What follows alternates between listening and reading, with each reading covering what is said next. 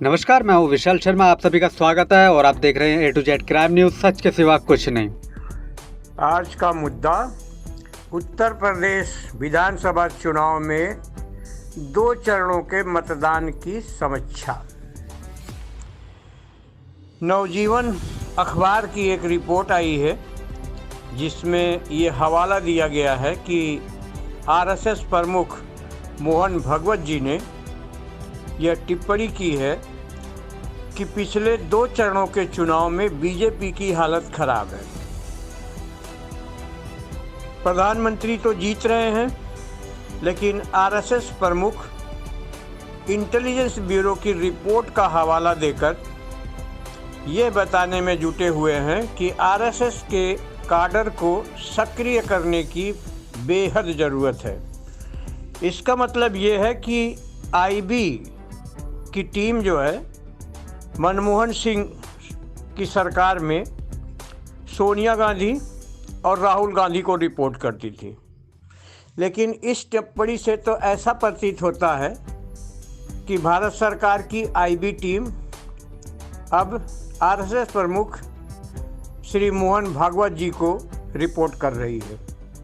उन्होंने बताया कि दोनों चरणों में बीजेपी की हालत खराब है, इसलिए अपने काडर को सक्रिय करने का उन्होंने आदेश दिया है।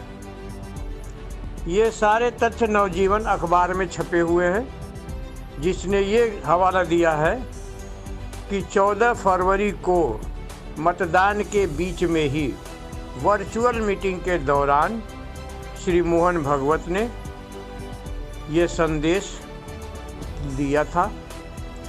उनका कहना ये है कि पहले चरण में जहां पर 58 सीटों पर चुनाव हुए हैं, पिछली बार बीजेपी ने 53 सीटों पर जीत हासिल किया था, लेकिन इस बार उनका आकलन सिर्फ 17 सीट का है।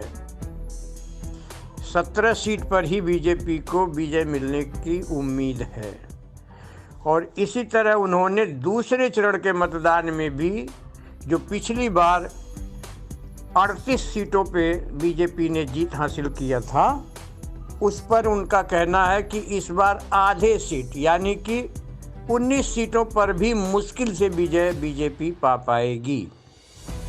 इन तथ्यों पर बीजेपी के नेताओं को विश्वास ही नहीं हो पा रहा है। हिजाब प्रकरण ने मुस्लिम मतदाताओं को एकजुट कर दिया है और वे मतदान करने के लिए काफ़ी संख्या में निकल भी रहे हैं, किंतु हिंदू खामोश बैठा हुआ है। शायद यह सही बात नहीं है। हिजाब के कारण मुस्लिम मतदाता एकजुट होकर बीजेपी के खिलाफ वोट कर रहे हैं, बल्कि कुछ दिनों पहले योगी जी ने अपने भाषणों में कहा था कि हम इनकी नस्लों से भी हर्जाना वसूल करेंगे, इनकी पुश्तें भी याद रखेंगी। क्या एक मुख्यमंत्री को यह बोलना उचित होता है? बार बार ठोकों की रणनीति अपनाने की बात करना क्या सही है? इन डायलॉगों से सिर्फ मुस्लिम ही नहीं बल्कि जाट भी बीजेपी से खफा हो गए हैं। नवजीवन अखबार की रिपोर्ट के मुताबिक एक संघ प्रचारक ने कहा कि आरएसएस के कार्यकर्ताओं को घर से निकलकर सक्रिय होने तथा हिंदुओं को बीजेपी के पक्ष में वोट करने के लिए प्रेरित करने के लिए जाना चाहिए। यदि 2022 का चुनाव योगी जी हार जाते हैं तो 2024 का चुनाव भी मोदी जी हार सकते हैं। दरअसल उन हिंदुओं को कैसे प्रेरित किया जा सकता है जिनके परिजन कोरोना में ऑक्सीजन, रेमडेसिविर दवा, वेंटिलेशन, अस्पताल की कमी और अस्पताल में बेड की कमी से जान गंवा चुके हैं।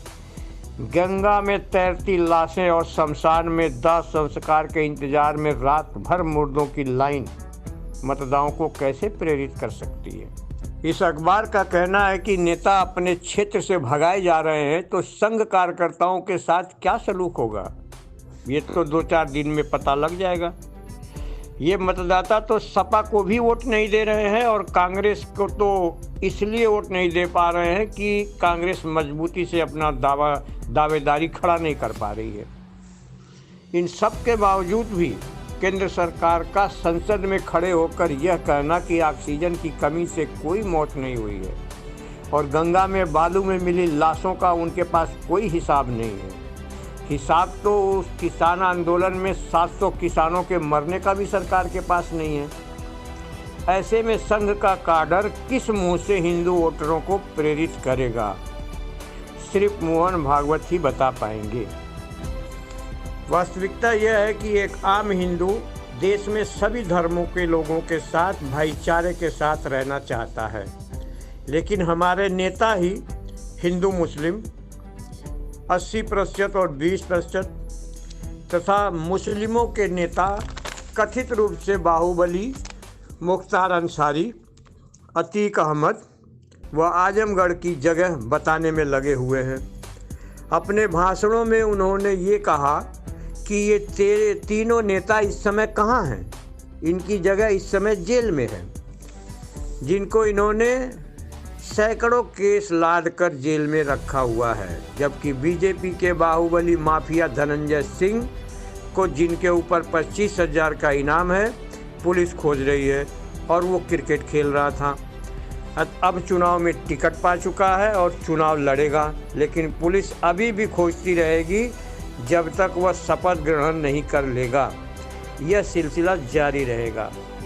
इसके अलावा बृजभूषण शरण सिंह, ब्रजेश सिंह, सोनू सिंह, मोनू सिंह, अजय मिश्रा टेनी, आशीष मिश्रा टेनी, कुलदीप सिंह सेंगर और चिन्मयानंद जैसे माफिया, जो कि बीजेपी के सक्रिय सदस्य हैं तथा बीजेपी के कैडर में आते हैं, इनके ऊपर ठाकुरवाद हावी है और ठाकुरवाद की वजह से उत्तर प्रदेश सरकार में मुख्यमंत्री योगी आदित्यनाथ जी इन सब के विरुद्ध किसी भी तरह का कोई बुलडोजर नहीं चला पा रहे हैं। बीजेपी में हैं तो सभी गंगा जल के धुले हुए हैं। बेरोजगार न धर्म देखता है न हिंदू मुस्लिम देखता है। 23 करोड़ लोग और भी गरीबी रेखा के नीचे चले आए हैं। यह तथ्य क्या नौजवानों को बीजेपी में वोट देने के लिए प्रेरित कर पाएगा? आज की स्थिति यह है कि कोई भी राजनीतिक पार्टी यदि बेरोजगारी की समस्या, महंगाई की समस्या और इसी तरह से आम जनमानस से जुड़ी समस्याओं को लेकर यदि चुनाव मैदान में आएगा तो जनता उसका स्वागत करेगी। ये अत्यंत ही ज्वलंत प्रश्न है कि इतने नेताओं के भाषणों में तरह तरह की बातें सुनने के बाद विकास के मुद्दे पे वोट मांगना या न मांगना किस कदर जनता को अखर रहा है, ये आगे के चरणों में चुनाव के समय स्पष्ट हो जाएगा। धन्यवाद।